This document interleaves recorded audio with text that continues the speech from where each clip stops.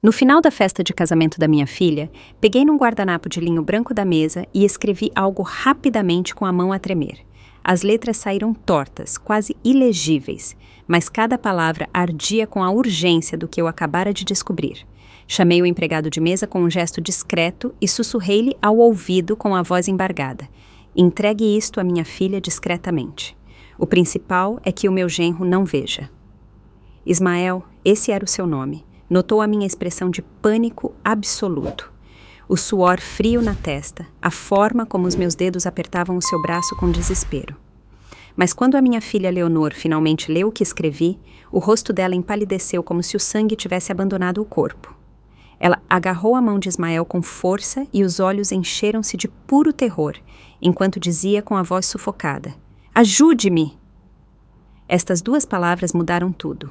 Mas para entender como chegamos àquele momento devastador, tenho de voltar 3 horas atrás, quando a noite ainda parecia mágica e eu ainda acreditava que a minha filha tinha encontrado o amor verdadeiro. A música soava suave no salão de eventos, uma melodia romântica que pairava entre as luzes douradas penduradas no teto como estrelas presas em cristal. O aroma inebriante de rosas brancas e velas de baunilha enchia todos os cantos do lugar. Já passava das 21 horas. E os últimos convidados dançavam na pista, enquanto as taças de champanhe brilhavam sobre as mesas decoradas com toalhas cor de pérola. Eu estava sentada sozinha numa mesa isolada, a observar a minha filha Leonor rodopiar nos braços de Diogo, o seu novo marido. Ela usava aquele vestido cor de marfim com rendas delicadas que a faziam parecer uma princesa saída de um sonho, e o seu sorriso iluminava toda a sala com uma felicidade que eu não via nela há anos. Os meus olhos umedeceram-se porque esta era a minha menina, a criança que criei sozinha depois da morte do pai, a mulher que sofreu um divórcio doloroso e que finalmente parecia ter encontrado a paz. Gastei 2.000 neste casamento, cada cêntimo poupado durante anos de trabalho árduo, porque queria dar-lhe o dia mais perfeito da sua vida. E até aquele momento era. Diogo parecia o genro ideal.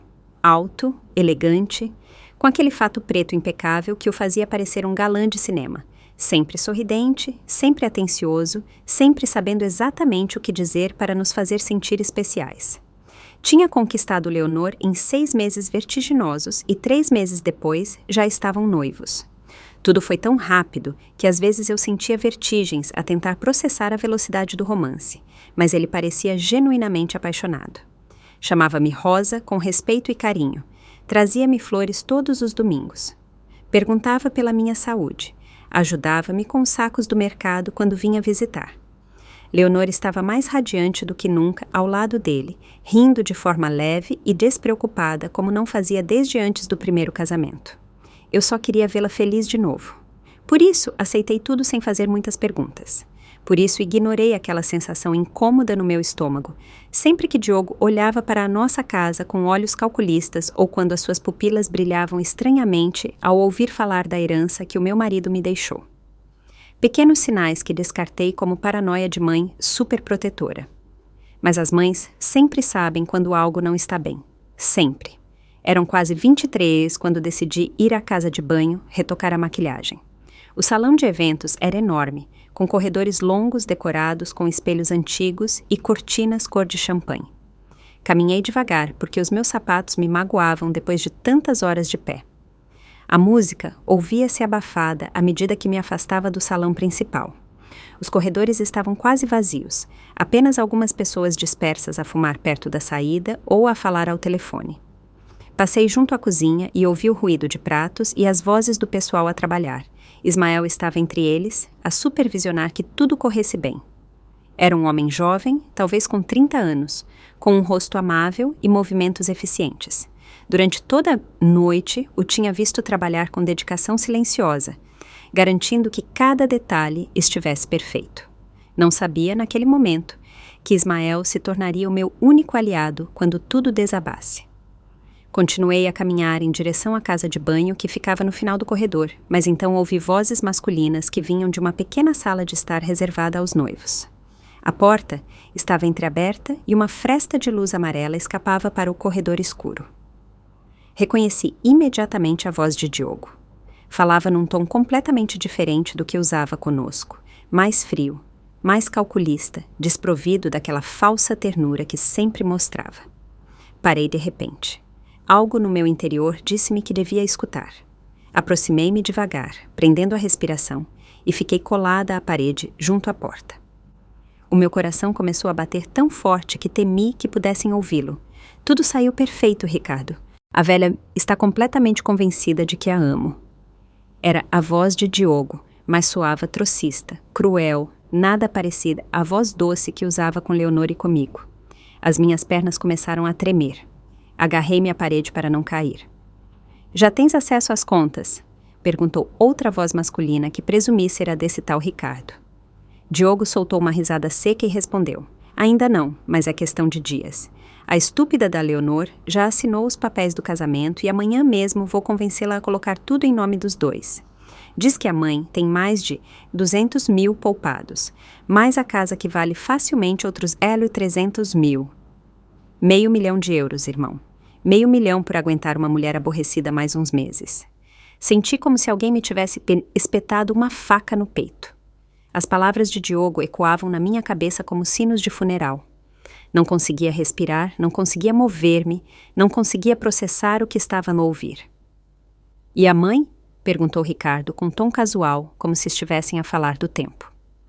A mãe é o verdadeiro prêmio, respondeu Diogo com voz cheia de ganância. Essa velha está sozinha, vulnerável e confia completamente em mim.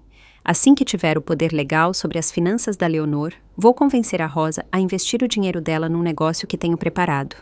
Um negócio fantasma, obviamente. Em 6 meses desapareço com tudo e elas ficam sem nada. Já fiz isso 2 vezes antes e funcionou perfeitamente. A minha visão ficou turva. 2 vezes antes. Este monstro já tinha destruído outras famílias e agora vinha atrás da minha filha, de tudo o que construímos com tanto sacrifício. Ricardo riu e disse: És um gênio, Diogo, mas tem cuidado. As velhas às vezes são mais espertas do que parecem. Diogo respondeu com arrogância absoluta. Esta não. A Rosa é uma tola sentimental que só quer ver a filha feliz. É tão fácil manipulá-la que até me dá pena. Mas pronto, negócios são negócios. Ouvi passos a aproximarem-se da porta e recuei rapidamente, escondendo-me atrás de uma coluna decorativa. O meu coração batia tão forte que pensei que iria explodir. Vi Diogo sair da sala com outro homem alto e robusto, ambos a rir como se tivessem acabado de contar a melhor piada do mundo. Passaram por mim sem me verem e caminharam de volta para o salão principal. Fiquei paralisada, a tremer dos pés à cabeça, com as lágrimas a começarem a escorrer pelas minhas faces. O meu pior pesadelo acabava de se tornar realidade. A minha filha tinha se casado com um burlão, um predador que planeava destruir-nos completamente. E o pior de tudo era que Leonor não tinha ideia. Ela estava no salão feliz, apaixonada, confiante, a dançar nos braços do homem que a trairia sem piedade. Não sei quanto tempo fiquei ali escondida, a tentar processar a magnitude do que acabara de descobrir. Talvez foram minutos, talvez foram horas. O tempo tinha parado. A minha mente funcionava a 1000 por hora, mas o meu corpo estava congelado. Tinha de fazer algo. Tinha de proteger a minha filha. Mas como? Se lhe dissesse diretamente, Diogo negaria tudo e Leonor provavelmente não me acreditaria. Estava tão apaixonada, tão cega, tão convencida de que tinha encontrado a sua felicidade. E Diogo era tão convincente, tão manipulador. Ele tinha respostas para tudo. Desculpas perfeitas, aquele sorriso encantador que desarmava qualquer dúvida. Se eu o acusasse sem provas, ele faria com que eu parecesse a sogra ciumenta e paranoica que não quer largar a filha. Leonor podia até afastar-se de mim para defender o marido. Não podia arriscar isso. Precisava de um plano. Precisava de agir com inteligência. Respirei fundo várias vezes, a tentar acalmar o meu coração disparado. Sequei as lágrimas com as costas da mão e caminhei devagar de regresso ao salão. Cada passo era um esforço monumental. Tinha de fingir que tudo estava bem. Tinha de sorrir. Tinha de agir com normalidade, enquanto por dentro estava a desmoronar-me. Quando entrei no salão, a festa continuava como se nada tivesse acontecido. As luzes continuavam a brilhar, A música continuava a tocar, as pessoas continuavam a dançar e a rir, mas para mim tudo tinha mudado. O mundo parecia diferente, mais escuro, mais perigoso. Vi Diogo junto a Leonor, abraçando-a com falsa ternura, sussurrando-lhe algo ao ouvido que a fazia rir. Vê-lo atuar revolvia-me o estômago. Queria gritar, queria correr até eles e arrancar a minha filha dos seus braços venenosos, mas contive-me. Tinha de ser estratégica. Sentei-me na minha mesa e observei tudo com novos olhos. Agora podia ver os sinais que antes tinha ignorado. A forma como Diogo tocava em Leonor era possessiva, calculada, não amorosa. A maneira como os seus olhos percorriam o salão era a de um caçador a avaliar o seu território. Cada sorriso seu era uma máscara perfeitamente construída, e eu tinha caído na sua armadilha como uma tola. Tinha permitido que este homem entrasse nas nossas vidas. Tinha pago por este casamento caríssimo. Tinha entregue a minha filha nas suas mãos sem fazer as perguntas certas. A culpa afogava-me, mas não tinha tempo para lamentar-me. Tinha de agir rápido. Então, vi Ismael passar perto da minha mesa a levar um tabuleiro com taças vazias. Os nossos olhares cruzaram-se por um segundo, e algo na minha expressão deve tê-lo alarmado, porque ele parou e perguntou-me em voz baixa. Sente-se bem, senhora Rosa. Está muito pálida. Eu abri a boca para responder, mas as palavras não saíram. Os olhos encheram-se de lágrimas outra vez e tive de morder o lábio para não soluçar. Ismael pousou o tabuleiro sobre a mesa e inclinou-se para mim com genuína preocupação. Precisa que chame alguém? Um médico? Eu neguei com a cabeça e finalmente consegui sussurrar.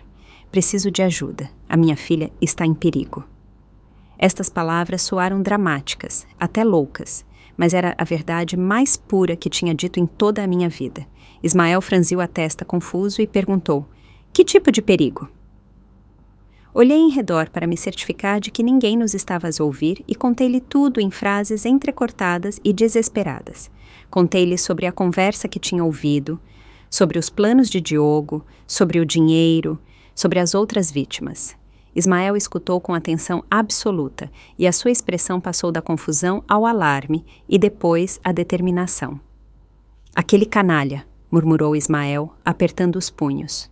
Eu sabia que havia algo de errado com aquele tipo. Durante toda a noite, vi como ele olha para sua esposa.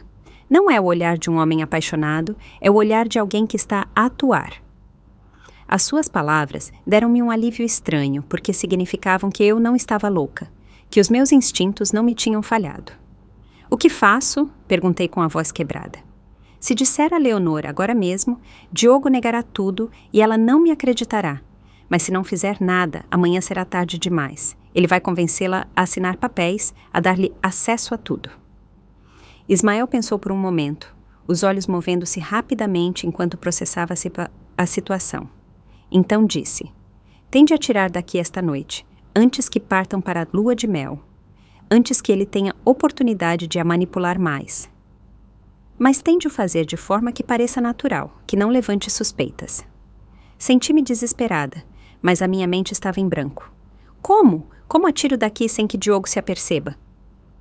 Ismael olhou para onde estava o casal e depois olhou para mim com determinação. Escreva algo num guardanapo, algo curto, mas contundente, que a faça entender a urgência.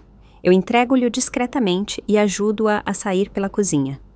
Diogo está distraído agora com os amigos. É o momento perfeito. A minha mão tremeu quando peguei num guardanapo de linho da mesa. Procurei uma caneta na minha mala e durante uns segundos não soube o que escrever. Como se resume uma traição devastadora em poucas palavras? Como se diz à sua filha que o homem que acabou de lhe jurar amor eterno é um mentiroso e um ladrão? Finalmente escrevi com letras trêmulas. Leonor, o Diogo é um burlão. Ouvi-o a planear roubar-nos tudo. Tens de sair agora. Confia em mim, mãe. Dobrei o guardanapo e entreguei-o a Ismael com as mãos suadas. Ele pegou nele e assentiu com firmeza. Espere aqui. Não faça contato visual com a sua filha quando eu lhe entregar isto. Haja normalmente. Ismael caminhou com naturalidade até onde Leonor estava sentada a beber água. Sozinha por um momento, porque Diogo tinha ido cumprimentar uns convidados. O meu coração batia tão forte que pensei que todos no salão podiam ouvi-lo. Vi Ismael inclinar-se junto a Leonor como se lhe oferecesse reabastecer a sua taça, mas na verdade deslizou o guardanapo sobre a mesa e sussurrou-lhe algo. Leonor olhou para ele confusa, pegou no guardanapo e desdobrou-o. Desviei o olhar, fingindo estar ocupada com o meu telefone, mas podia sentir a tensão no ar. Passaram alguns segundos que pareceram eternidades. Então ouvi um grito sufocado.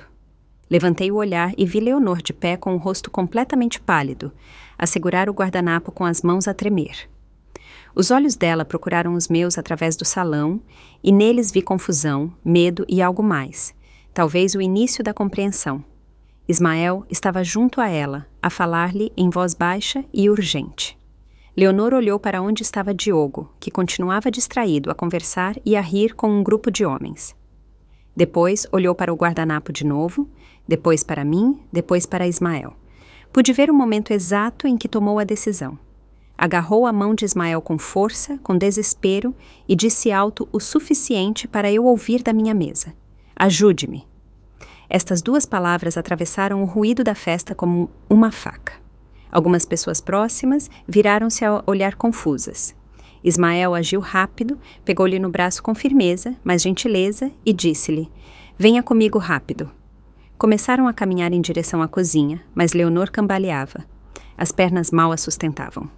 Levantei-me da minha cadeira de repente, o meu instinto maternal mais forte do que qualquer plano.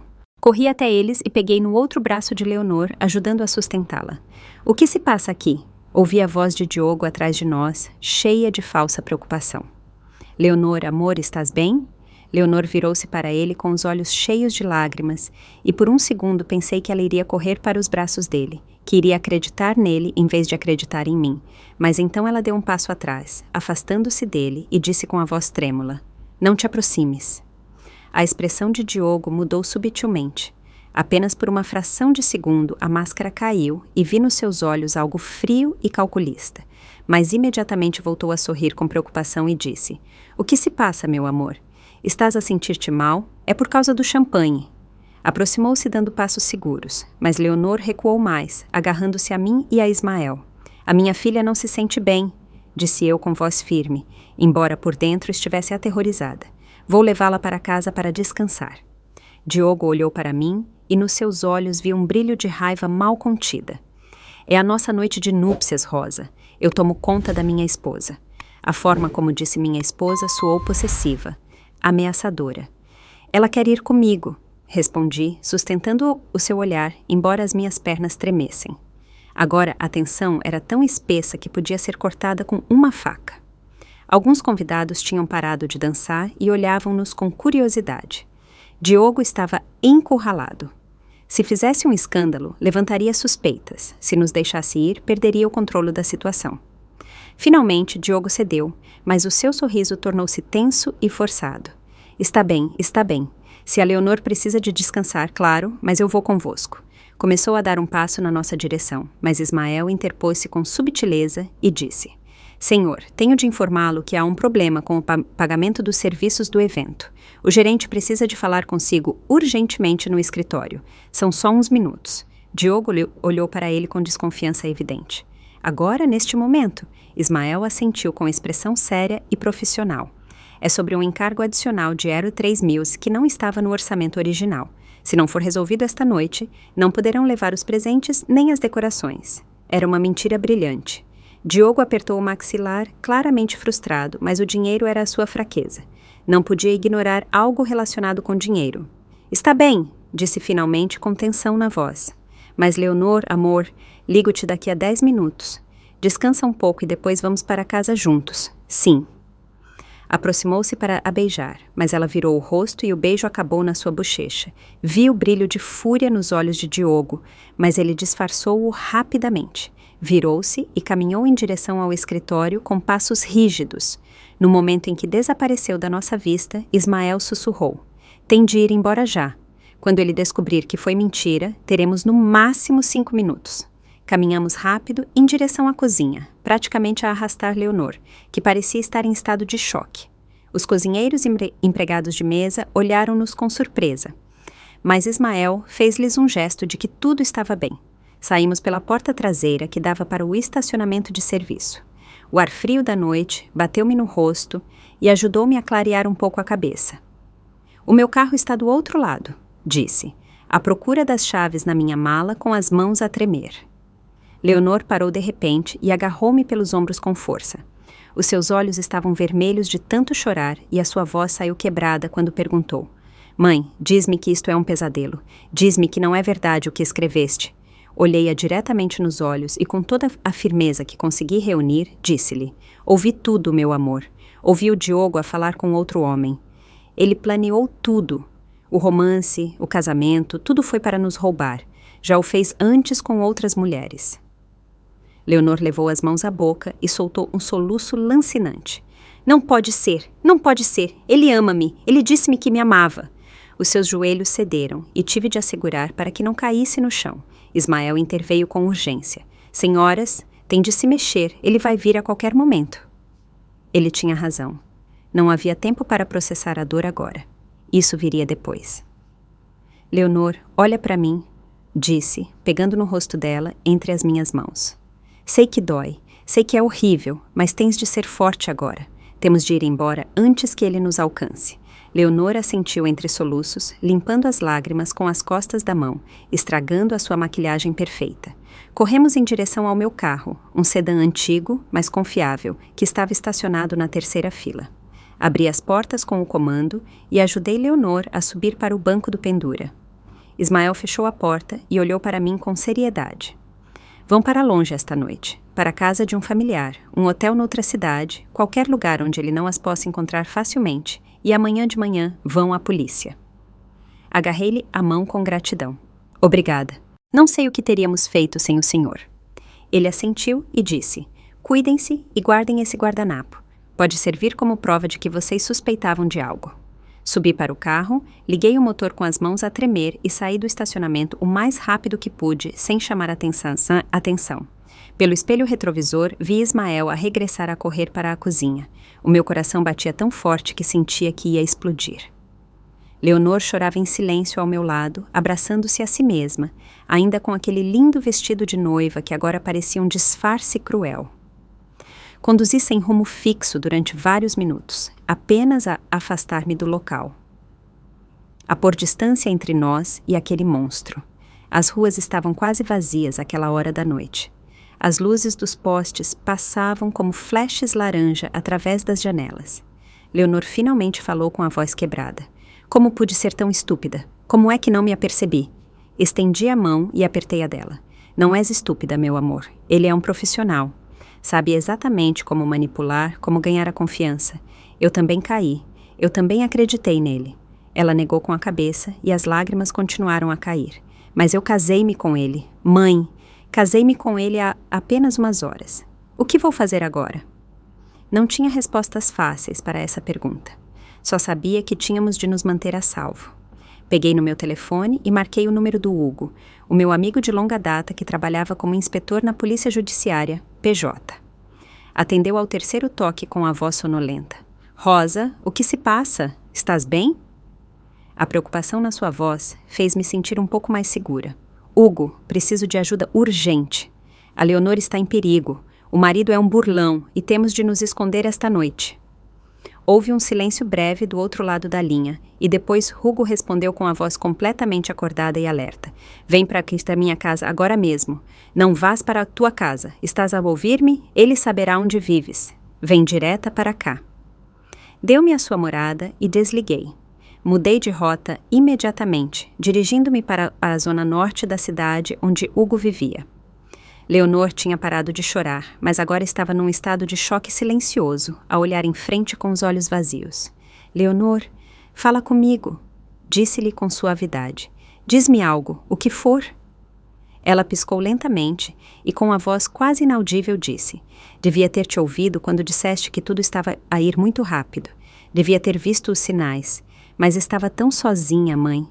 Depois do divórcio, sentia-me tão partida que quando Diogo apareceu e me fez sentir especial outra vez, só quis acreditar no conto de fadas.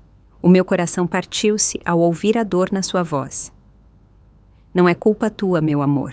Nada disto é culpa tua." Continuei a conduzir e a verificar constantemente o espelho retrovisor para me certificar de que ninguém nos seguia. As ruas escuras pareciam-me ameaçadoras. Agora, cada carro atrás de nós era uma possível ameaça. Finalmente, chegamos à casa de Hugo, uma casa modesta de 2 andares num bairro tranquilo. Ele já nos estava à espera na porta, com expressão séria. Saímos do carro e quase corremos na sua direção. Hugo fez-nos entrar rapidamente e fechou a porta à chave. Estão seguras aqui, disse, olhando-nos com preocupação. Agora contem-me tudo desde o início. Sentamo-nos na sua sala e, entre soluços e palavras entrecortadas, contei-lhe toda a história. Falei-lhe de como conheceram Diogo, da rapidez com que tudo aconteceu, da conversa que ouvi, da fuga com a ajuda de Ismael. Hugo escutou com atenção absoluta, tirando notas num bloco pequeno. Quando terminei, ele negou com a cabeça e disse: "Isto soa a um esquema organizado. Se ele disse que já o fez 2 vezes antes, significa que há outras vítimas. Amanhã vou investigar o nome completo dele, os antecedentes, tudo." Leonor levantou o olhar com os olhos inchados e perguntou com a voz fraca: "E se não encontrares nada? E se for eu que estou louca e ele realmente me ama?" Hugo sentou-se em frente a ela e falou com firmeza, mas gentileza: "Leonor, a tua mãe não tem razão nenhuma para inventar algo assim. Ela ouviu o que ouviu, e os burlões profissionais são peritos em não deixar rastros legais evidentes, mas há sempre algo. Eles cometem sempre um erro. Eu vou encontrá-lo." Peguei no guardanapo amarrotado da minha mala. Aquele guardanapo que tinha mudado tudo, e mostrei-o a Hugo. Ismael, o empregado de mesa que nos ajudou, disse que isto podia servir como prova de que suspeitávamos. Hugo pegou nele com cuidado e examinou-o. "É alguma coisa, embora não seja prova direta de nada, mas combinada com o teu testemunho do que ouviste, começa a construir-se um caso. O mais importante agora é que as 2 estejam seguras e que Leonor não assine nenhum documento, não lhe dê acesso a nenhuma conta bancária e não esteja sozinha com esse homem nunca mais." Leonor assentiu lentamente como um robô a seguir ordens. Ainda estava a processar a magnitude da traição. Hugo preparou-nos chá quente e deu-nos cobertores, porque ambas tremíamos, embora não tenha a certeza se era por causa do frio ou do choque. Eram quase 2 horas da manhã quando o meu telefone começou a tocar. O nome de Diogo apareceu no ecrã. O meu coração deu um salto e olhei para Hugo em pânico. "Não atendas", disse ele com firmeza. "Deixa tocar."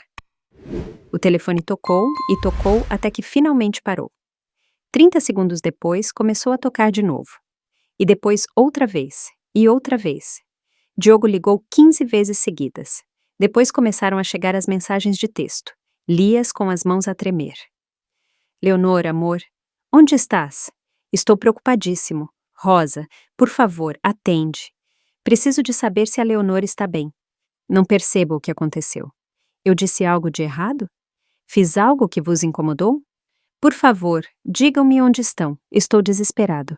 As mensagens soavam preocupadas, amorosas, perfeitamente calculadas. Qualquer um que as lesse pensaria que era um marido angustiado. Mas eu sabia da verdade. Cada palavra era mais uma mentira. Hugo pegou no meu telefone e leu as mensagens com expressão dura. "Típico", murmurou. "Agora vem a fase do gaslighting. Vai fazê-las sentir culpadas. Vai fingir confusão e preocupação. Depois virá a raiva." Como se o tivesse previsto, a mensagem seguinte era diferente. "Rosa, isto é completamente inaceitável. Não podes levar a minha esposa sem explicação. Exijo que me digas onde está a Leonor agora mesmo, e se não me responderes em 10 minutos, vou ligar para a Polícia de Segurança Pública, PSP, e denunciar um sequestro." Hugo soltou uma risada amarga. "Que o faça! Tenho colegas em todas as esquadras. Posso resolver isso facilmente." Mas eu sentia náuseas. Este homem tinha estado na minha casa, tinha comido na minha mesa, tinha ganho a minha confiança completamente e agora ameaçava-nos. Leonor pegou no meu telefone com as mãos a tremer e começou a escrever uma resposta. "O que estás a fazer?" perguntei alarmada. Ela olhou para mim com nova determinação nos olhos, como se algo se tivesse ativado dentro dela. "Vou responder-lhe, vou dizer-lhe que sei a verdade." Hugo interveio rápido. "Não, ainda não. Se lhe disseres que sabes, ele vai desaparecer. Vai apagar todas as provas. Vai mudar de identidade, vai fugir. Temos de mantê-lo a acreditar que ainda tem controle da situação enquanto eu investigo. Leonor baixou o telefone lentamente, frustrada, mas compreendendo a lógica. O telefone tocou de novo, mas desta vez era um número desconhecido. Hugo atendeu pondo o altifalante. Olá! Era a voz de Diogo, mas agora soava fria e controlada. Quem é o senhor e por que tem o telefone da Rosa? Hugo respondeu com voz profissional. Sou o inspetor Hugo Rocha, da Polícia Judiciária. Com quem tenho o prazer? Houve um silêncio longo do outro lado. Finalmente, Diogo falou com tom mais suave, mais cauteloso. Sou Diogo, o marido da Leonor. Estou à procura da minha esposa e da minha sogra. Desapareceram do nosso casamento sem explicação e estou muito preocupado. Hugo respondeu com calma. Entendo a sua preocupação, senhor. As senhoras estão bem e estão seguras. Houve uma emergência familiar que exigia atenção imediata. Entrarão em contato consigo quando for apropriado. Diogo elevou ligeiramente a voz. Emergência familiar? Que tipo de emergência? Sou o marido dela. Tenho o direito de saber. Hugo manteve o seu tom profissional. Por agora, isso é toda a informação que posso dar-lhe. Tenha uma boa noite, senhor. E desligou. Leonor olhou para mim com os olhos cheios de medo e perguntou: o que vai ele fazer agora? Ele sabe que algo está errado. Hugo assentiu gravemente. Exatamente, e isso significa que provavelmente vai acelerar os seus planos ou vai desaparecer. Por isso preciso de me mexer rápido. Leonor, preciso que me deis toda a informação que tenha sobre o Diogo. Nome completo, data de nascimento, morada, local de trabalho, nomes de amigos, tudo. Leonor concentrou-se a tentar recordar. O nome completo dele é Diogo Alexandre Correia. Disse que tem 35 anos. Nasceu em abril, mas não sei a data exata. Vive num apartamento na zona leste da cidade, mas nunca me deixou visitá-lo. Dizia que ele era muito pequeno e que preferia estar em minha casa ou em locais públicos. Trabalha em vendas de imobiliário. Pelo menos foi o que me disse. Os amigos. Agora que penso nisso, nunca conheci nenhum dos amigos dele. Tinha sempre desculpas para não nos apresentar. Hugo anotava tudo rapidamente. E a família? Leonor negou com a cabeça. Disse que os pais morreram há anos e que não tinha irmãos. Disse que estava sozinho no mundo, que por isso valorizava tanto ter me encontrado. A sua voz quebrou-se ao aperceber-se de como cada detalhe tinha sido concebido para me manipular. Hugo continuou a fazer perguntas. Alguma vez te pediu dinheiro diretamente? Leonor pensou por um momento. Não diretamente, mas há um mês disse-me que tinha uma oportunidade de investimento incrível no empreendimento imobiliário. Disse que se investíssemos pelo 30 mil agora, em 6 meses teríamos o dobro. Queria que usássemos as minhas poupanças para a lua de mel. Eu estava prestes a aceitar, mas a mãe disse para esperarmos até depois do casamento. Agora percebo que ela tinha razão em desconfiar. Estremeci ao aperceber-me de quão perto estivemos do desastre.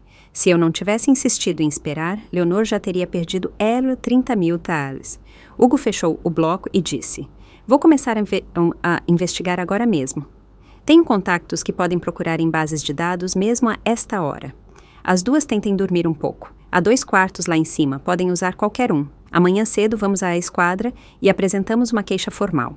Assenti agradecida, mas sabia que não ia conseguir dormir. Leonor também não parecia capaz de descansar. Ficamos sentadas no sofá abraçadas enquanto Hugo trabalhava no seu computador na mesa da sala de jantar. O amanhecer chegou lento e cinzento. Nenhuma das duas tinha dormido realmente. Só tínhamos fechado os olhos ocasionalmente entre conversas sussurradas e lágrimas silenciosas. Hugo também não tinha dormido. Tinha olheiras profundas e várias chávenas de café vazias à volta do computador. Quando nos viu acordadas, chamou-nos com urgência na voz. Venham ver isto. Aproximamo-nos e olhamos para o ecrã. Tinha encontrado algo. Diogo Alexandre Correia não existe, disse Hugo com satisfação sombria. Ou melhor, o Diogo Alexandre Correia, que morreu há 8 anos num acidente de trânsito, não pode ser o mesmo que casou com a Leonor ontem. Está a usar identidade roubada. Leonor levou a mão à boca.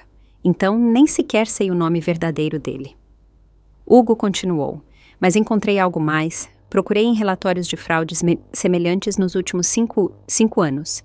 Há 2 casos quase idênticos. Uma mulher no Porto perdeu 250 mil há 3 anos com um homem que se chamava Ricardo Vieira. Outra mulher no Algarve perdeu 300 mil há 1 ano e meio com alguém chamado Ulisses Pinheiro. Em ambos os casos, o homem conheceu-as rapidamente, casou-se com elas, obteve acesso às suas finanças e desapareceu. O meu sangue gelou. Ricardo.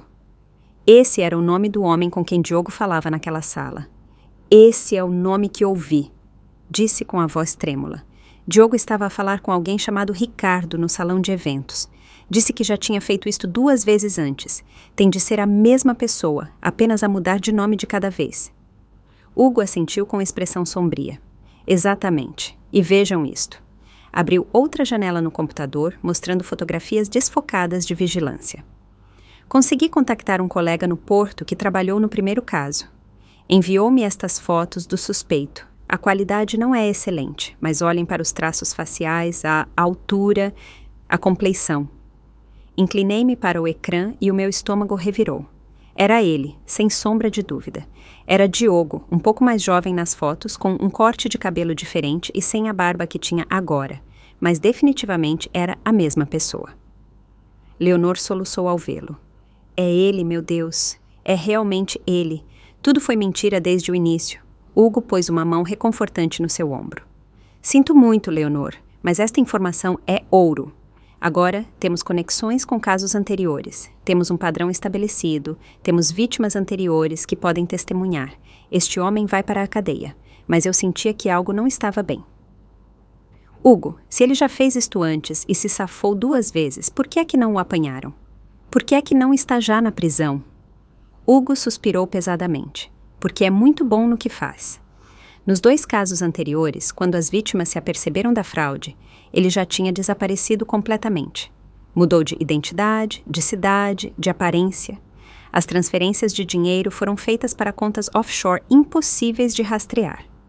E o mais importante, ambas as vítimas estavam tão envergonhadas e devastadas emocionalmente que não quiseram tornar o caso público. Uma delas nem sequer apresentou queixa oficial. A outra fê-lo, mas sem o apoio da vítima a colaborar ativamente, o caso esfriou rapidamente. Leonor endireitou-se no seu lugar com determinação renovada nos olhos.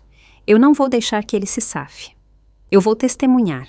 Vou fazer o que for necessário para que este homem pague pelo que nos fez e pelo que fez aquelas outras mulheres.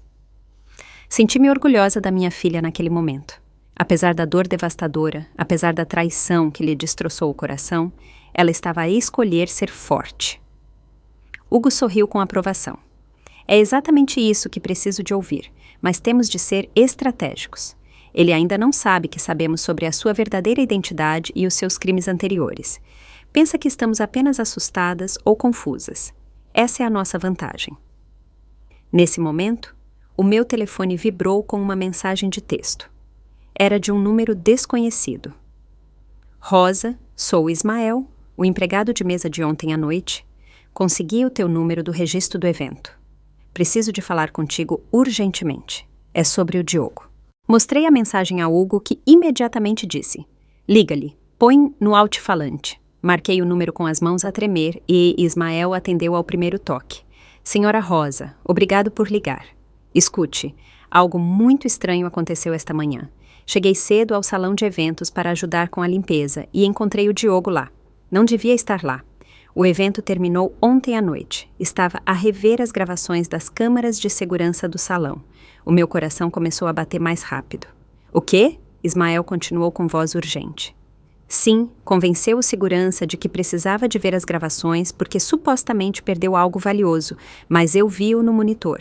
Estava a rever especificamente as gravações do momento em que vocês foram embora e depois pediu cópias das gravações onde eu aparecia a entregar o guardanapo a Leonor. Hugo inclinou-se para o telefone e perguntou: deram-lhe as cópias? Ismael respondeu: não sei. O segurança é novo e não conhece bem os protocolos. É possível que sim, mas há algo mais. Depois de Diogo ir embora, revi as gravações eu mesmo com o gerente. Vimos algo que vocês precisam de saber. Aproximadamente 20 minutos antes de Rosa ouvir aquela conversa, as câmeras captaram Diogo a entrar naquela sala com outro homem. Esse homem ficou lá durante toda a festa escondido, e depois de vocês fugirem, esse homem saiu e reuniu-se com Diogo no estacionamento. Tiveram uma conversa intensa que parecia muito agressiva, com muitos gestos, e depois ambos entraram no mesmo carro e foram-se embora juntos. Hugo e eu trocamos olhares alarmados. Pode descrever-nos esse outro homem? Perguntou Hugo. Ismael respondeu. Alto, robusto, talvez 45 anos, cabelo grisalho curto, compleição forte, vestia-se de forma casual, jeans e casaco de cabedal preto. Tinha uma cicatriz visível no lado esquerdo do rosto, perto do olho. Leonor empalideceu ao ouvir a descrição. Eu conheço esse homem, sussurrou. Apresentaram-mo uma vez há uns 2 meses. Diogo disse que era o chefe dele na empresa de imobiliário. O nome dele era Ricardo. Tudo se encaixava. Ricardo não era apenas um cúmplice. Era o sócio principal neste esquema de burlas.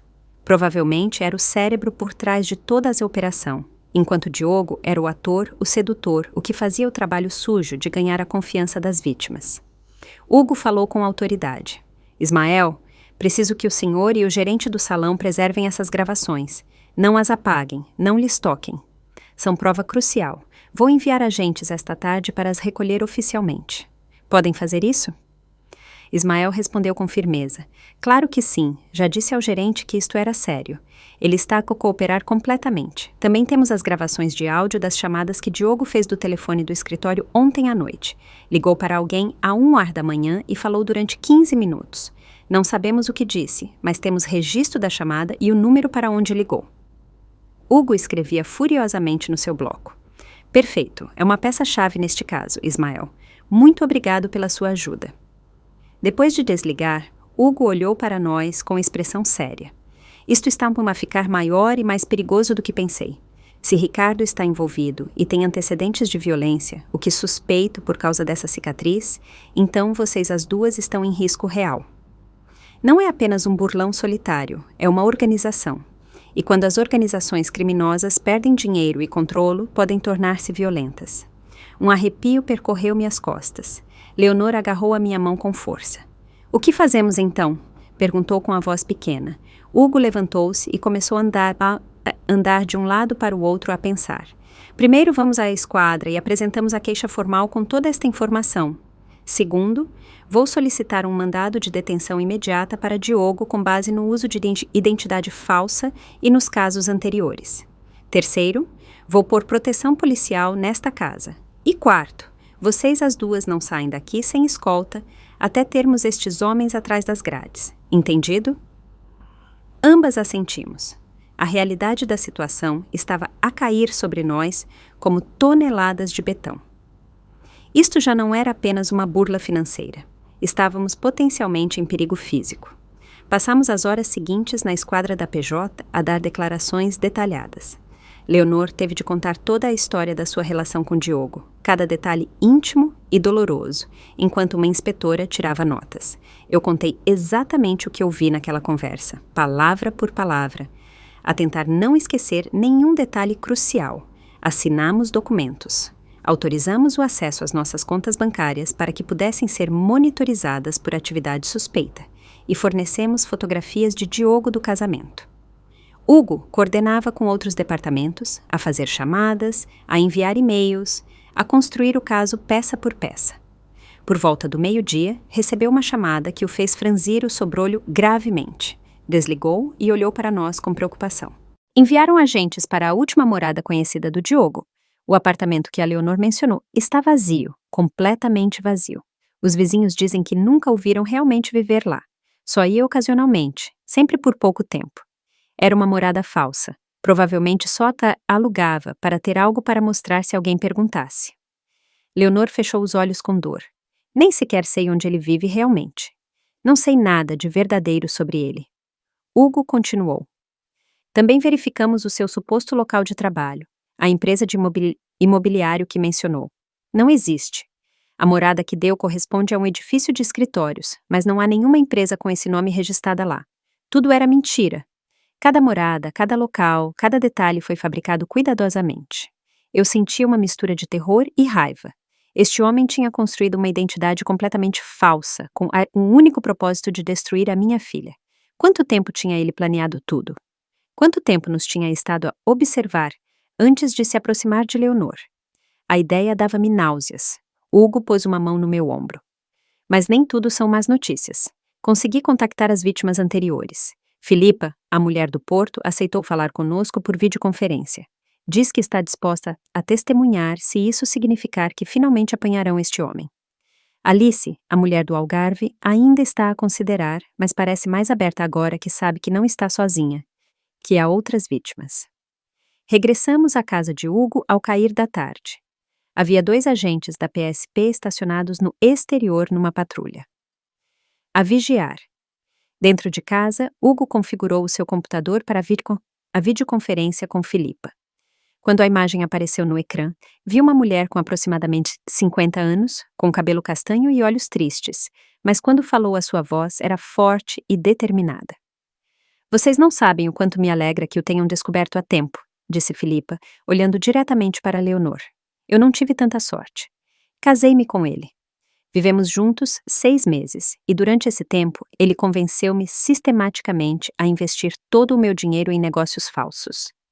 Quando finalmente me apercebi do que estava a acontecer, já era tarde demais. Tinha perdido 250 mil. A minha casa estava hipotecada até o teto e ele tinha desaparecido sem deixar rasto. Deixou-me um bilhete a dizer-me que me tinha deixado porque eu era aborrecida e que já não me amava. Nem sequer teve a decência de me dizer a verdade. As lágrimas escorriam pelas faces de Leonor enquanto escutava. Sinto muito, sussurrou Leonor. Filipa negou com a cabeça com tristeza. Não sintas por mim, querida. Sente pena das mulheres que virão a seguir se não o detivermos agora. Esse homem é um predador profissional. Sabe exatamente que tipo de mulheres atacar. Mulheres sozinhas, divorciadas, viúvas, com dinheiro, mas vulneráveis emocionalmente. Estuda as suas vítimas, aprende as suas fraquezas e explora-as sem piedade e não trabalha sozinho. Aquele homem a quem chamam Ricardo também esteve na minha vida a fingir ser o seu sócio de negócios. Ele era quem geria todo o aspecto financeiro da burla, enquanto o teu marido se encarregava do romance. Hugo inclinou-se para a câmara e perguntou: Filipa, a senhora conseguiria identificar o Ricardo se lhe mostrarmos uma foto? Ela assentiu com determinação. Hugo enviou-lhe algumas imagens capturadas das câmaras de segurança do salão de eventos. Filipa examinou-as e o seu rosto endureceu. É ele, sem sombra de dúvida. Esse é o mesmo homem que me convenceu a assinar documentos que acabaram por ser transferências de propriedade. Disse-me que eram papéis de investimento rotineiros. Fui tão estúpida. A sua voz quebrou-se, mas ela recompôs-se imediatamente. Mas já não sou essa mulher assustada e envergonhada. Estou pronta para testemunhar. Estou pronta para os ver pagar pelo que nos fizeram. A conversa continuou durante quase 1 hora. Filipa contou-nos cada detalhe da sua experiência. Os padrões de manipulação que Diogo usou, as bandeiras vermelhas que ela ignorou porque estava desesperada por amor e companhia. Muitas das coisas que descrevia eram idênticas ao que Leonor tinha experimentado. O romance acelerado, as promessas grandiosas, o isolamento subtil de amigos e família, a pressão constante, mas disfarçada, para aceder a recursos financeiros. Era como se Diogo seguisse um manual exato para cada vítima. Quando finalmente terminamos a chamada, Leonor estava exausta emocionalmente, mas também mais forte. Não estou sozinha nisto, disse com voz firme. Há outras mulheres que sofreram o mesmo, e juntas vamos garantir que não haverá mais vítimas. Eu abracei-a com orgulho. A minha filha estava a mostrar uma força que não sabia que tinha.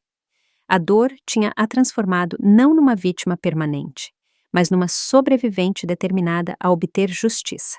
Essa noite, enquanto tentávamos descansar no quarto de hóspedes de Hugo, o meu telefone vibrou com outra mensagem. Desta vez não era do Diogo, era de um número que não reconhecia. Rosa, cometeste um grave erro ao levar a Leonor. Ela é minha esposa legalmente. Tenho direitos. Se não me devolveres voluntariamente, vou usar todos os recursos legais disponíveis para recuperar. E acredita em mim, tenho advogados muito bons. Mostrei a mensagem a Leonor, que empalideceu. Ele está a mentir, não é?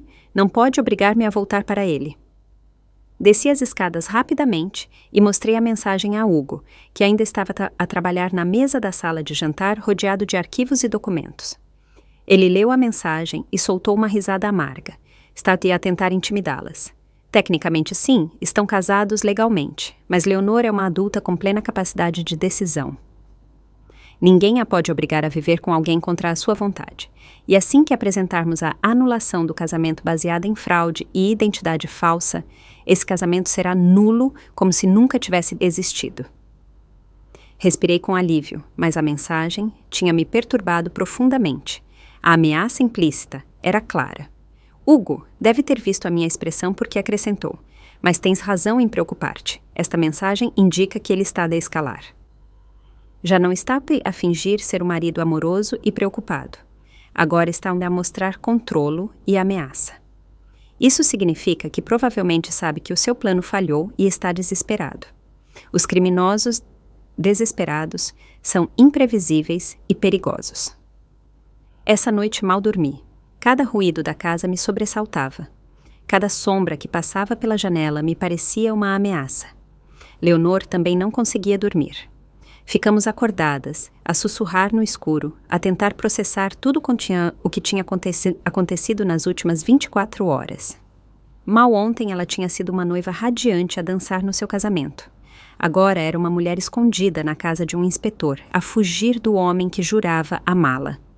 A velocidade da mudança era vertiginosa e aterrorizante. Ao amanhecer do segundo dia, Hugo entrou no quarto com expressão grave. Temos um problema, disse sem rodeios. Diogo apresentou uma queixa por sequestro.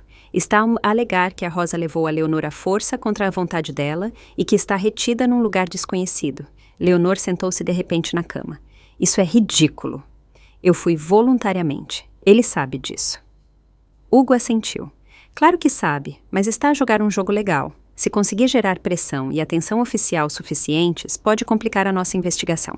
Felizmente, eu já falei com os meus superiores e expliquei a situação real. Ninguém vai levar a sério a queixa dele, especialmente porque temos as gravações de vídeo que mostram claramente que vocês foram embora por vontade própria, mas isto demonstra que ele está a mudar de tática. Descemos todos para a cozinha, onde Hugo tinha preparado café forte. Enquanto bebíamos em silêncio tenso, o seu telefone tocou. Atendeu e a sua expressão foi se endurecendo à medida que escutava. Entendo. Sim.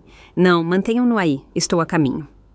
Desligou e olhou para nós com uma mistura de preocupação e satisfação. Diogo acabou de aparecer na tua casa, Rosa.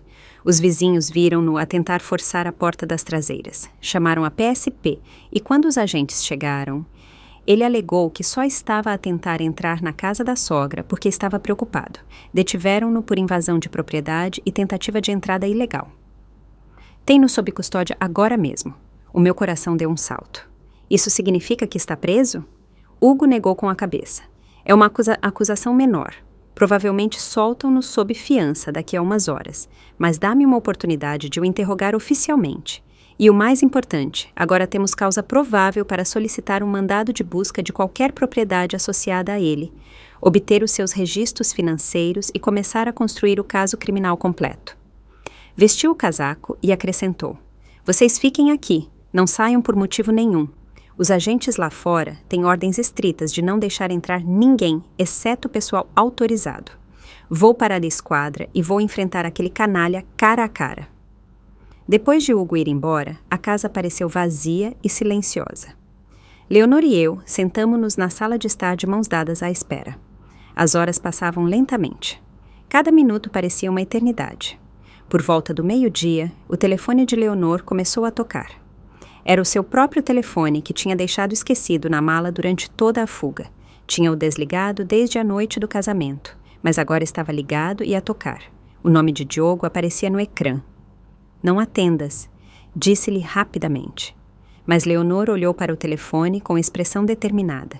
Quero ouvir o que ele tem a dizer. Quero ouvir como ele tenta manipular-me agora que sabe que tudo está exposto. Atendeu, pondo o altifalante. A voz de Diogo soava suave, quase vulnerável. Leonor, meu amor, por favor, ouve-me.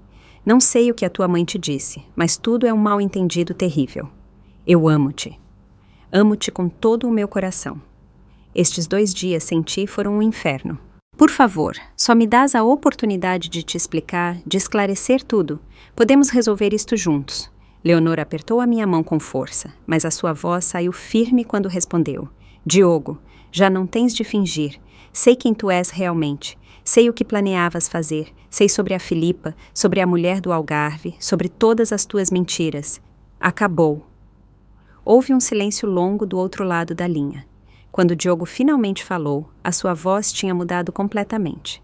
O tom suave e amoroso tinha desaparecido, substituído por algo frio e calculista. Então, a tua mãezinha contou-te tudo, disse com sarcasmo venenoso. Que pena! Pensei que tínhamos mais tempo antes que a velha intrometida arruinasse tudo. Mas não importa. Leonor, já estamos casados. Já tenho direitos legais e, acredita em mim, vou usá-los todos. Posso tornar a tua vida muito difícil se não cooperares. Leonor tremia, mas manteve a sua voz firme. Ameaça-me o quanto quiseres. Não tenho medo de ti e o casamento vai ser anulado. Usaste identidade falsa. Casaste-te sob pretextos fraudulentos. Legalmente esse casamento não vale nada. Diogo riu. Uma risada fria que me arrepiou a pele. Identidade falsa? Fraude? Boa sorte a provar isso, querida. Tenho documentos perfeitos, identificações verificadas, história profissional completa. Podes tentar o que quiseres, mas vai custar-te anos e milhares de euros em advogados. E sabes o quê? Durante todo esse tempo, eu vou estar aí a ser o teu marido legal, a complicar cada aspecto da tua vida. Interrompi a conversa antes que ele pudesse continuar a envenenar a minha filha com as suas ameaças. Diogo, fala a Rosa. Eu ouvi-te naquela noite. Ouvi cada palavra que disseste sobre nós, sobre o teu plano, sobre as outras mulheres, e já há uma investigação oficial contra ti. O inspetor Hugo Rocha tem toda a informação sobre as tuas identidades anteriores, sobre o Ricardo, sobre tudo, por isso as tuas ameaças não significam nada. Houve outro silêncio, e depois, Diogo falou diretamente para mim, com ódio puro na voz. Tudo isto é culpa tua, velha intrometida. Se não tivesses estado onde não devias ouvir conversas privadas, agora mesmo estarias a assinar cheques alegremente para investir nos meus negócios. Leonor estaria feliz no seu casamento, e eu teria o que me corresponde, mas não tinhas de arruinar tudo com a tua paranoia de mãe possessiva. As suas palavras magoaram-me, mas também me enfureceram. O que te corresponde? Repeti com incredulidade. Não te corresponde nada. Esse dinheiro ganhei-o com anos de trabalho honesto. Essa casa construía com o meu falecido marido. A minha filha não é uma conta bancária para tu saqueares. És um ladrão, um mentiroso e um abusador emocional e vais pagar por cada lágrima que causaste a Leonor. Diogo explodiu com raiva. Abusador? Eu dei à tua filha a melhor atuação da vida dela. Fê-la acreditar que era especial, desejável, digna de amor. Sem mim, ela seria apenas mais uma divorciada, amargurada e sozinha. Fiz-lhe um favor ao fazê-la sentir-se viva de novo. E quanto ao dinheiro, vocês, duas velhas tontas com mais dinheiro do que merecem, iam desperdiçá-lo de qualquer maneira. Eu só ia redistribuí-lo de forma mais eficiente. Leonor desligou o telefone bruscamente, com as mãos a tremer e lágrimas de raiva a escorrer pelas suas faces. Aquele monstro, aquele completo monstro, como pude não ver o que ele realmente era? Eu abracei-a enquanto ela soluçava contra o meu ombro. Porque ele é um ator profissional, meu amor. Aperfeiçoou a sua técnica durante anos. Não é culpa tua. Nunca foi culpa tua. Mas mesmo enquanto consolava a minha filha, uma parte de mim estava aterrorizada. Diogo acabara de mostrar a sua verdadeira natureza, a sua capacidade para o ódio e a crueldade. E um homem assim, encurralado e desesperado, era capaz de qualquer coisa. Hugo regressou à casa 2 horas depois com expressão exausta, mas triunfante. Interroguei-o durante 1 hora completa, disse, deixando-se cair no sofá. Aquele homem é incrivelmente bom a mentir. Tem respostas para tudo, explicações elaboradas, documentos que apoiam cada mentira. Negou tudo, claro. Disse que a sua relação com a Leonor é genuína, que as acusações são fruto de uma sogra ciumenta, que nunca usou nomes falsos, mas cometeu um erro. Inclinou-se para a frente com os olhos brilhantes. Quando lhe perguntei sobre o Ricardo, o rosto dele mudou por uma fração de segundo. Disse que não conhecia ninguém com esse nome, mas as suas microexpressões denunciaram-no. E depois, quando lhe mostrei as fotos das câmeras de segurança do salão de eventos, onde ele aparece a entrar naquela sala com Ricardo, tentou dizer que era apenas um convidado casual do casamento, mas verificamos a lista de convidados. Ricardo não estava em lista nenhuma, ninguém o convidou oficialmente. Ele estava lá especificamente para se reunir com Diogo em segredo. Leonor secou as lágrimas e perguntou: ele foi preso? Vai ficar na cadeia? Hugo negou com a cabeça com frustração. Ainda não. O juiz deu-lhe fiança de euro 5.000 pela acusação de invasão. Alguém pagou a fiança em dinheiro e libertaram-no há 1 hora. Mas tenho boas notícias. Também obtivemos o mandado para aceder aos seus registros financeiros e o que encontramos é ouro puro para o nosso caso. Abriu o seu laptop e mostrou-nos uma série de transferências bancárias. Durante os últimos 3 anos, houve múltiplas transferências grandes de contas em nome de Diogo Correia, Ricardo Vieira e Ulisses Pinheiro para contas offshore nas Ilhas Caimão. As quantias coincidem exatamente com o que as vítimas anteriores relataram ter perdido. Isto estabelece um padrão claro de burla organizada. Não é um crime isolado, é uma operação criminal sofisticada. Eu olhei para os números no ecrã a sentir náuseas. Ouro 250.000 da Filipa, Lourdo 300.000 da mulher do Algarve e teriam sido outros 500.000 nossos se não tivéssemos escapado a tempo. Quanto tempo vai demorar a construir um caso sólido? Perguntei. Hugo fechou o laptop e respondeu com honestidade. Normalmente um caso assim podia demorar meses ou até anos, mas temos vantagens únicas. Temos vítimas dispostas a testemunhar. Temos prova de vídeo dele a usar múltiplas identidades. Temos registros financeiros que mostram o padrão de fraude e temos o testemunho direto da Rosa sobre a conversa que ouviu. Se trabalharmos rápido e de forma coordenada com procuradores especializados em crimes transregionais, poderemos ter o suficiente para o prender formalmente numa semana, talvez 2. 1 semana, 2 semanas a viver escondidas, a olhar constantemente por cima dos ombros, a ter medo cada vez que o telefone tocava. Era aterrorizante, mas também era esperança. Havia um fim à vista. Essa noite, enquanto Leonor finalmente conseguia dormir exausta pelas emoções, eu fiquei acordada a olhar pela janela do quarto. Os agentes da PSP continuavam lá fora na sua patrulha a proteger-nos, mas eu sentia-me vulnerável de qualquer maneira. Diogo sabia onde eu vivia. Provavelmente sabia onde Leonor trabalhava, conhecia as nossas rotinas, os nossos amigos, os nossos locais favoritos, tinha passado meses a estudar-nos. E agora que o seu plano tinha falhado, até onde estaria disposto a ir? O meu telefone vibrou com uma mensagem. Desta vez era de um número privado. Isto não acabou. Vocês devem-me e eu cobro sempre as minhas dívidas. Desci as escadas a correr e mostrei a mensagem a Hugo, que ainda estava acordado a rever documentos. A sua expressão endureceu. Vou rastrear este número e vou adicionar assédio e ameaças à lista de acusações. Mas, Rosa, tens de ser honesta comigo. Quão segura te sentes aqui? Porque se precisares de proteção adicional, posso arranjar para vos transferir para uma casa de abrigo oficial. Considerei a opção, mas a ideia de estarmos fechadas num lugar desconhecido, sem nenhuma liberdade, soava como outra prisão. Estamos bem aqui contigo, disse finalmente, mas preciso que me prometas algo. Preciso que apanhes esse homem antes que alguém se magoe. Hugo pôs a mão sobre a minha. Prometo-te, esse homem vai pagar por tudo o que fez. Vou garantir isso pessoalmente. Os dias seguintes passaram numa mistura estranha de aborrecimento e terror constante. Não podíamos sair de casa. Hugo trazia-nos comida e provisões. Leonor passava horas ao telefone com advogados a discutir a anulação do casamento e a proteger os seus ativos financeiros. Eu falei com a Filipa várias vezes mais e, eventualmente, também com a Alice, a vítima do Algarve, que finalmente decidiu juntar-se ao caso. Ouvir as suas histórias, tão semelhantes à nossa, era doloroso, mas também empoderador. Não estávamos sozinhas. Éramos 3 mulheres fortes que nos recusávamos a ser vítimas silenciosas. No 5º dia depois do casamento, Hugo chegou a casa com expressão sombria. Temos um problema grande, anunciou. Diogo desapareceu. Não está no seu último paradeiro conhecido. Não responde às intimações judiciais e o telefone está desligado. Mas há algo pior.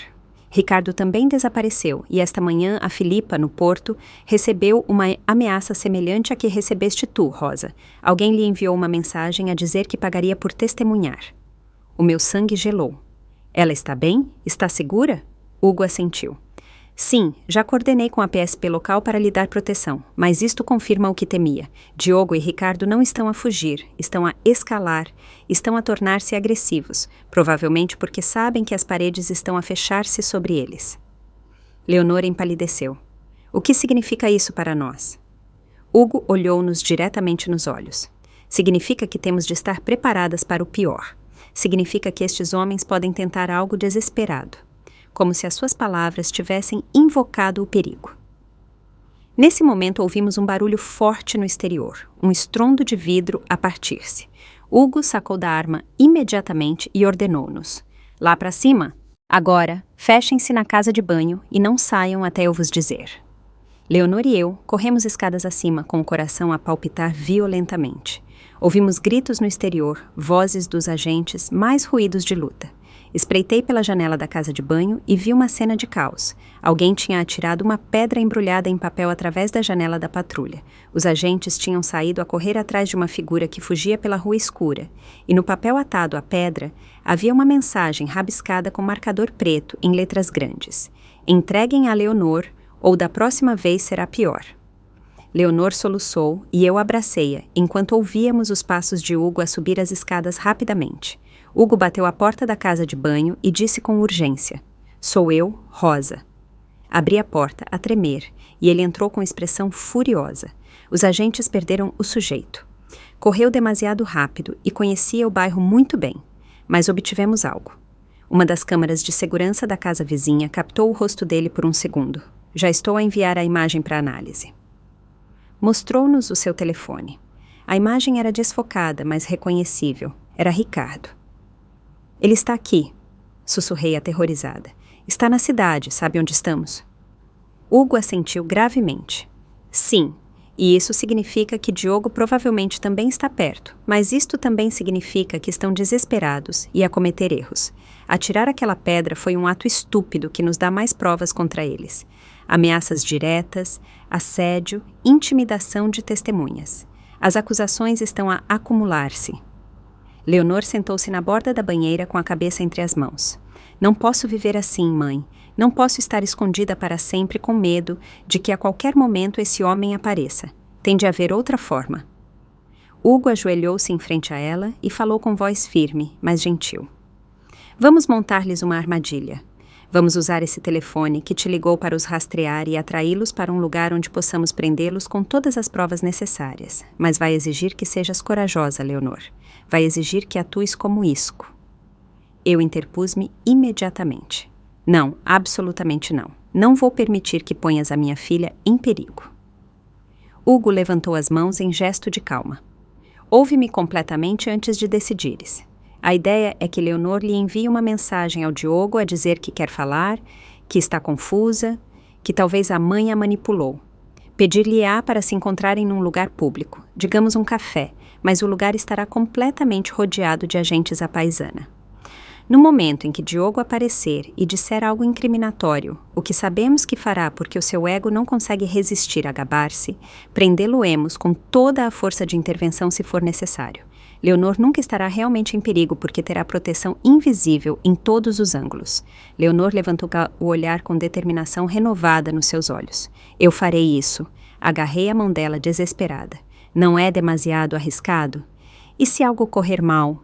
E se ele trouxer uma arma? E se Ricardo estiver com ele? Hugo respondeu com confiança profissional. Por isso, o planeamos meticulosamente. Leonor levará um microfone oculto para gravar toda a conversa. Terá um dispositivo de pânico na sua mala. Haverá atiradores furtivos em edifícios próximos, agentes à paisana em mesas ao redor e eu estarei numa carrinha de vigilância a menos de 20 m. Ao primeiro sinal de perigo real, intervimos, mas precisamos que ele confesse, que diga algo que possamos usar em tribunal e só o fará se acreditar que ainda tem controle sobre a Leonor. Leonor apertou a minha mão e olhou-me com olhos suplicantes.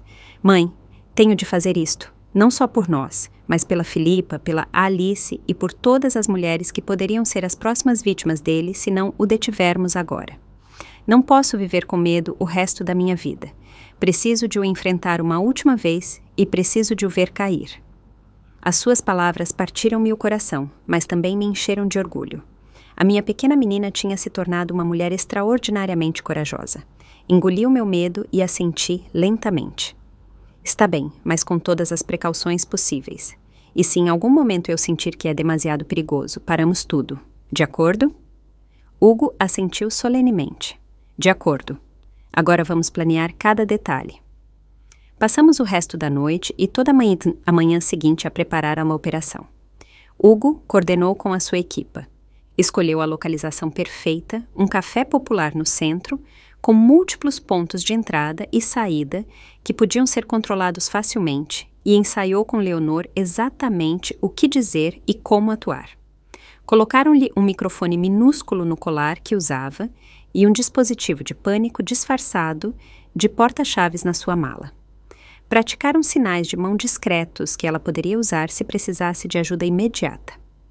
Ao meio-dia do 6º dia depois do casamento, Leonor pegou no seu telefone com as mãos a tremer e escreveu a mensagem que poderia mudar tudo. Diogo, preciso de te ver. Estou confusa sobre tudo o que aconteceu. Talvez a mãe exagerou as coisas. Podemos falar? Só nós os dois. A mensagem foi enviada e então esperamos. Passaram 10 minutos agonizantes.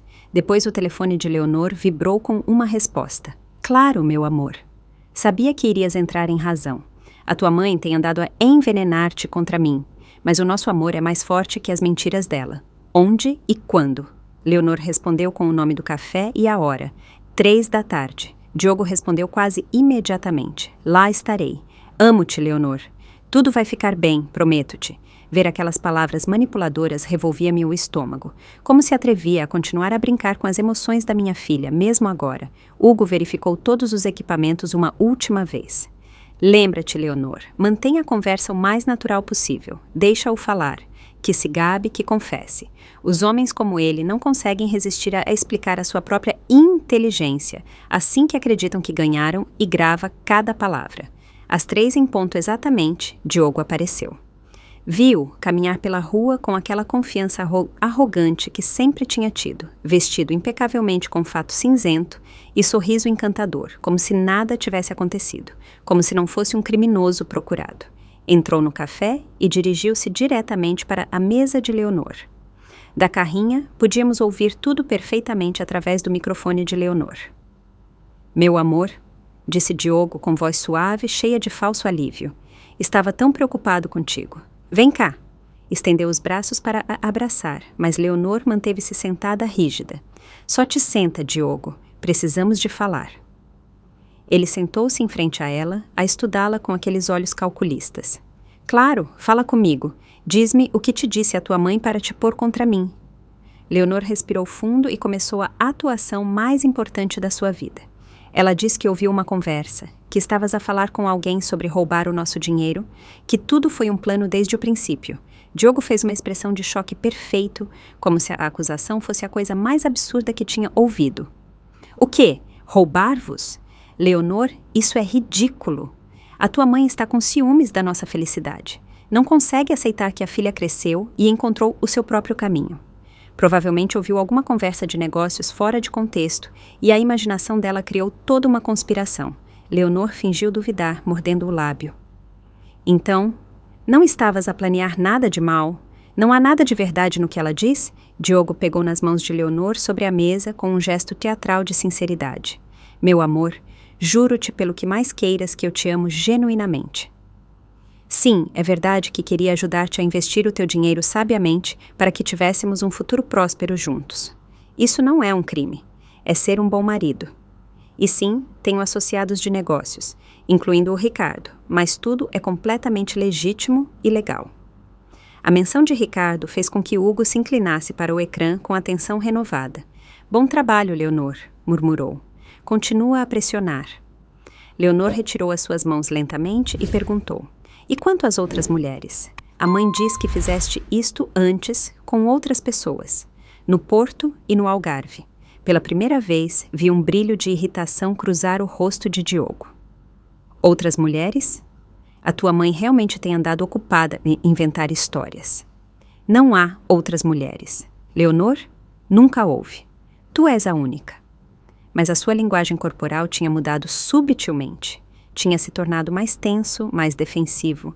Leonor notou a mudança também e pressionou mais. Então, se investigarem o teu passado, não vão encontrar nada suspeito? Nenhuma identidade falsa, nenhum casamento anterior? Diogo riu, mas a risada soava forçada. Leonor, o que é isto? Um interrogatório? Pensei que querias falar porque me amavas, porque querias arranjar o nosso casamento, mas parece que só estás aqui para me acusar. Leonor manteve a sua voz firme. Só quero a verdade, Diogo. Afinal, se vamos estar juntos, preciso de confiar em ti completamente. Diogo reclinou-se na sua cadeira, cruzando os braços, e a sua máscara começou a rachar-se. A verdade. Bom. A verdade é que a tua mãe é uma velha intrometida que arruinou o melhor plano que executei em anos. A verdade é que sim, há um Ricardo e sim, trabalhamos juntos em certos projetos lucrativos e a verdade é que tu e a tua mãe, com o vosso dinheiro fácil, eram os alvos perfeitos. Mas também é verdade que cheguei a sentir algo por ti, Leonor. Nem tudo foi mentira. Na carrinha, Hugo sorriu com satisfação. Conseguimos. Ele acabou de confessar. Equipa, preparem-se para se mexerem. Mas antes que pudessem agir, Leonor disse algo que não estava no plano. Eu sabia que eras um mentiroso desde o princípio, Diogo. E agora toda esta conversa está a ser gravada e há polícias a rodear este lugar. Estás acabado. O rosto de Diogo transformou-se completamente. O encanto desapareceu, substituído por raiva pura. Levantou-se bruscamente, derrubando a cadeira. Maldita sejas! Rosnou. Eu sabia que isto era uma armadilha, mas se eu caio, tu vens comigo. Metou a mão no casaco e o meu coração parou completamente quando vi o brilho do metal. Tinha uma arma. Arma! Tem uma arma! Gritou alguém no café. O caos irrompeu instantaneamente. As pessoas começaram a gritar e a correr em direção às saídas, mas os agentes à paisana moveram-se mais rápido. Em questão de segundos, 4 agentes armados rodearam Diogo com as suas armas, apontando-as diretamente para ele. Larga a arma! Mãos ao alto! Agora! Gritavam com autoridade absoluta. Diogo olhou em redor com olhos selvagens, apercebendo-se de que estava completamente cercado. Leonor tinha se atirado para o chão, atrás de uma mesa virada, exatamente como lhe tinham ensinado. Diogo segurou a arma por mais um segundo, o seu rosto contorcido entre raiva e desespero. Depois, lentamente, deixou cair a arma no chão e levantou as mãos. Os agentes derrubaram-no imediatamente, algemando-o com movimentos rápidos e profissionais. Diogo Correia, ou quem quer que sejas realmente, estás detido por burla, roubo, uso de identidade falsa, ameaças, tentativa de extorsão e agora agressão com arma letal, declarou um dos agentes enquanto o levantavam do chão bruscamente. Eu saí a correr da carrinha de vigilância sem esperar permissão, empurrando a porta do café e correndo em direção à minha filha Leonor. Leonor! Ela levantou-se do chão a tremer, mais ilesa. Abraçamo-nos com tanta força que mal conseguíamos respirar, a chorar de alívio e libertação. Acabou, mãe! Soluçava Leonor contra o meu ombro. Finalmente acabou. Hugo entrou atrás de mim com expressão de satisfação. Excelente trabalho, Leonor. Foste incrivelmente corajosa. Obtivemos a confissão completa dele gravada em áudio e vídeo de alta qualidade, mais a tentativa de agressão com testemunhas presentes. Este homem não vai ver a luz do dia livre por muitos, muitos anos. Enquanto arrastavam Diogo para a patrulha, ele virou a cabeça para Leonor e gritou com veneno puro. Isto não acaba aqui. Tenho advogados, vou sair e quando o fizer vais arrepender-te. Mas as suas ameaças soavam vazias agora. Era apenas um homem patético e derrotado, a ser levado para a justiça que tanto tinha evadido. Hugo aproximou-se de Diogo antes que o metessem no carro patrulha e disse-lhe com voz fria. Ah, e mais uma coisa. Acabamos de prender o teu sócio Ricardo há 20 minutos num motel do outro lado da cidade. Tentou escapar pela janela das traseiras, mas não foi muito longe. Os dois vão partilhar cela enquanto esperam pelo julgamento. A expressão de Diogo desmoronou-se completamente. Meteram-no no carro e levaram-no com sirenes a ecoar pelas ruas. As semanas seguintes foram um turbilhão de atividade legal. Diogo e Ricardo foram acusados formalmente de múltiplos crimes graves em 3 regiões diferentes. Filipa e Alice vieram pessoalmente testemunhar, partilhando as suas histórias dolorosas, mas também a sua força. As 3 unimos-nos, não só como vítimas, mas como sobreviventes determinadas a obter justiça. Os meios de comunicação cobriram o caso extensamente, expondo a rede de burlas que estes homens tinham operado durante anos. Descobriu-se que havia ainda mais vítimas do que inicialmente pensávamos. Mulheres que finalmente encontraram a coragem de se apresentarem depois de verem a nossa história nas notícias. O julgamento durou 2 meses. Todos os dias, Leonor e eu nos sentávamos naquela sala de tribunal a ouvir os testemunhos, a ver as provas, a acumularem-se como montanhas contra os acusados. Os advogados de defesa tentaram todas as táticas possíveis, mas a prova era esmagadora. As gravações de vídeo do salão de eventos, a confissão gravada no café, os registros financeiros que mostravam transferências fraudulentas por mais de 800 mil libras no total, os testemunhos de múltiplas vítimas, tudo pintava um quadro irrefutável de criminalidade organizada. Quando finalmente chegou o veredicto, a sala de tribunal estava completamente silenciosa. No caso do Estado contra Diogo Correia e Ricardo Vieira, começou o juiz com voz solene. O júri considerou os arguidos culpados de todas as acusações. Leonor apertou a minha mão tão forte que quase me cortou a circulação. Lágrimas de alívio escorreram pelas nossas faces. Culpados em todas as acusações. Justiça finalmente servida. A sentença chegou 2 semanas depois. Diogo recebeu 25 anos de prisão, sem possibilidade de liberdade condicional pelos primeiros 15 anos.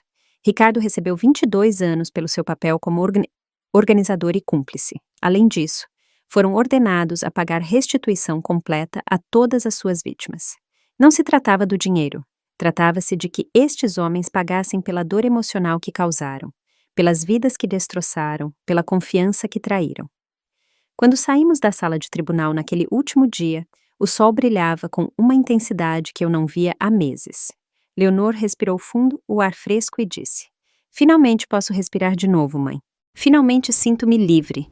Eu abracei-a e sussurrei: "Estou tão orgulhosa de ti, meu amor, tão incrivelmente orgulhosa." Filipa e Alice juntaram-se a nós nos degraus do tribunal. As 4 abraçamo-nos. 4 mulheres que tinham passado pelo inferno, mas emergiram mais fortes do outro lado.